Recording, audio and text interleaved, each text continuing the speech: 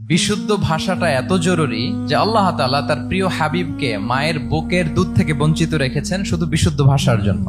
একজন মানুষ সর্বপ্রথম কোন জিনিসের প্রেমে পড়ে জানেন? কথার প্রেমে পড়ে। কথার ধরন, কণ্ঠস্বর, তার অ্যাটিটিউড, তার শব্দের জাদু, এটা মানুষের হৃদয়কে জয় করে ফেলে। তো রাসূল সাল্লাল্লাহু আলাইহি ইসলামের এই এলোকোয়েন্স ছিল। তিনি বলতেন আল্লাহ তাআলা আমাকে সর্বমর্ম বাচন ভঙ্গির অধিকারী করেছেন। মানে উনি যেটা বলতেন এটা ছিল very precise in wording but comprehensive in meaning. এটার যে দোতনা, এটার যে appeal to the heart of the people, to the heart of the listener, এটা অসাধারণ। মানুষের হৃদয়কে জয় করে ফেলতো। আল্লাহু আকবার। তিনি এমন ভাবে কথা বলতেন, কথার মাঝখানে পজ দিতেন, মানে একটু থামতেন যাতে করে শ্রোতারা বুঝতে পারে। এত চমৎকার করে ওনার প্রেজেন্টেশন ছিল, বক্তব্য মালাগুলো ছিল, ফলে যারা শুনতেছে ইজিলি মুখস্থ করে ফেলতে পারত। রাসূল সাল্লাল্লাহু আলাইহি ইসলামের সবচাইতে বড় ভাষণটি ছিল বিদায় হজের ভাষণ, খুব সম্ভবত। ওই ভাষণের টেক্সট গুলোকে যদি একসাথে করা হয়, আমার মনে হয় 10 মিনিটের বেশি লাগবে না ওই টেক্সট গুলো পড়তে। তার মানে সবচাইতে বড় যে ভাষণ ওনার, ওটা কত ছিল? 10 থেকে 12 মিনিটের ভাষণ ছিল। আমরা তো ঘন্টার পর ঘন্টা বক্তব্য করি, তারপরেও তো আমরা মানুষের মনকে খুশি করতে পারি না। উনি সেই যে 1400 বছর আগে